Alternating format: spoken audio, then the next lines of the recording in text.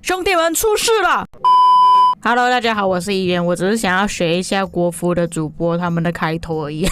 OK， 其实呢，在前2天，陆服那边就有开一场官方的直播，是邀请了朱芳雨跟朱一蛋。朱一蛋你们应该都知道啦，之前我有拍过一个影片，也是模仿他的口气讲话的。有钱人的生活就是这么的朴实无华且枯燥。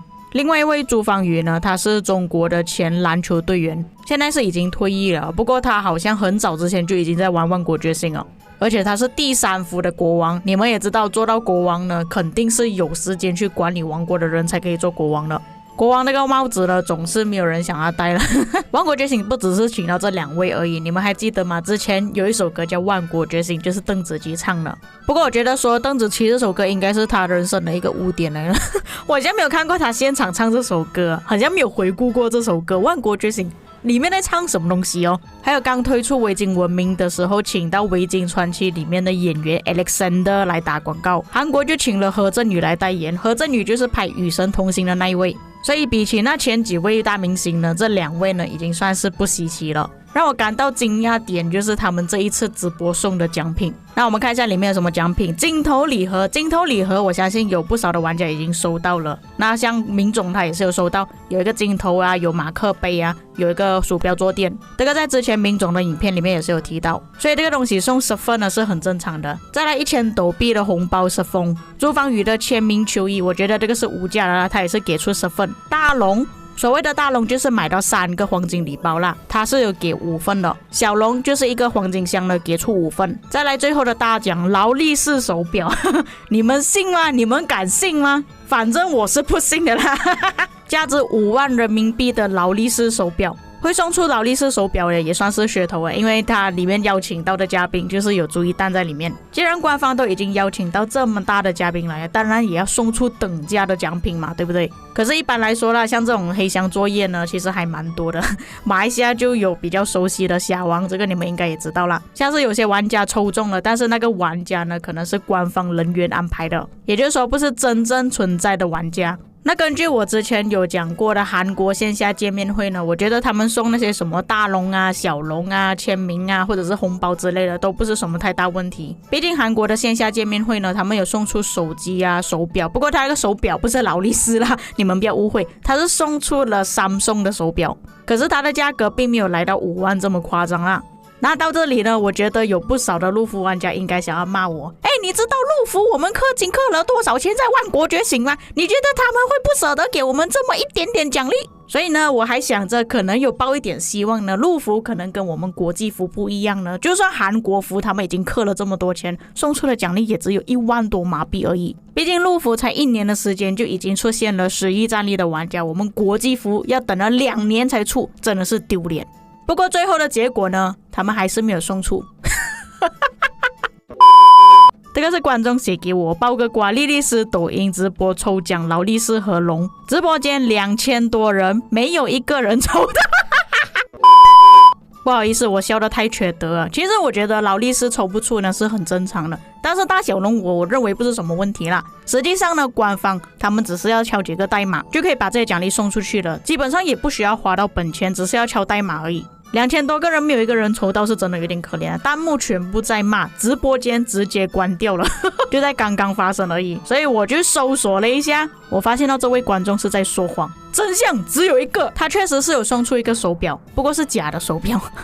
他送给陆服的一个主播叫什么麻辣丫头啊，这位主播算是他们这一次开的直播里面的主持吧。在直播中他们有问问题啊、玩游戏、抽奖励之类的。看直播他们是有送出很多礼包，但是我看到下面的评论是这样子的，谁兑换到了直播间的礼包码了，没有人换到，2000个人抢了好几个500的包，没有看到一个抢到的。看直播前你们说有很多礼包，我看了这么长时间一个都没有弄到，这个垃圾游戏坑我。热内瓦退钱看了半天啥都没有，狗拖游戏毁我青春。还看到一个比较有意思的礼包码提前流出是什么意思，感觉其中还有瓜在里面。我不知道有哪一些观众你们是有当天去看直播的，2000多个观众应该是有其中一个观众是我的吧。刚好我的观众里面有哪一些观众是有去看直播抽到奖励的，可以在评论区给我知道。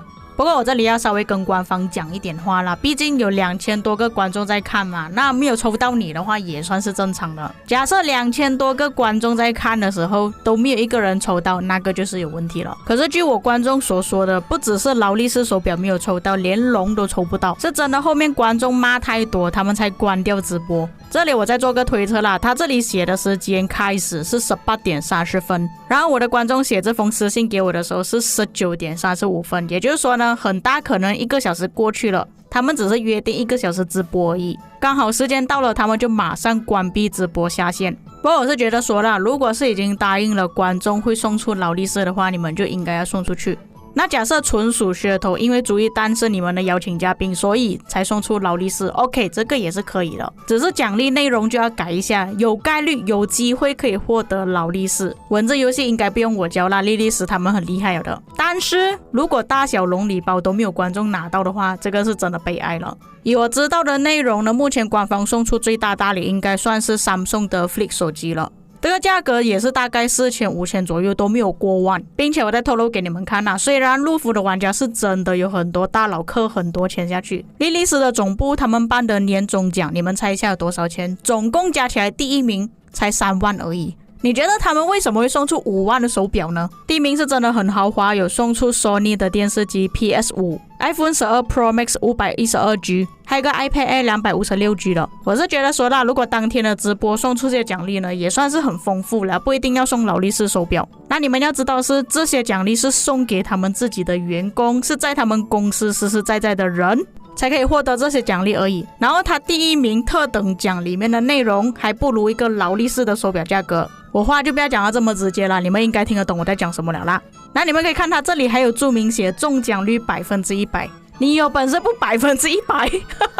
你信不信你的员工去警察局告你了啦？而且就算抽中没有拿到奖品，你信不信他在现场暴揍你，打到你进医院？OK， 在我录音的途中呢，我终于找到他们2022年的年终奖励了。那你们可以看到2022年的特等奖呢，他们是已经分散了，原本特等奖只有1个吧，现在变成3份。奖励是 MacBook Pro 14寸的，价格呢大概是在8700马币左右啊，换去人民币大概也是9000到1万左右。也就是说呢，他把原本的特等奖呢，从浓缩的1份已经区分成3份，给3个人拿，哇，好像很多这样子，其实也是原本那个价格而已。这2年下来的奖励呢，都没有送出劳力士手表。不过在这2个列表中，我学会了官方一定要写中奖率100%，这个才算是真的有中。官方的直播这里又没有写100%会中奖励，所以你们也没有办法去投诉。没有写概率的东西呢，你们上诉是没有用的。所以我建议官方多办这种活动，但是办在线下啦。有什么事情呢，我们还可以用拳头来交流啦。以上就是万国觉醒的一些小八卦，你们有什么看法可以在评论区给我知道。我们下期再见。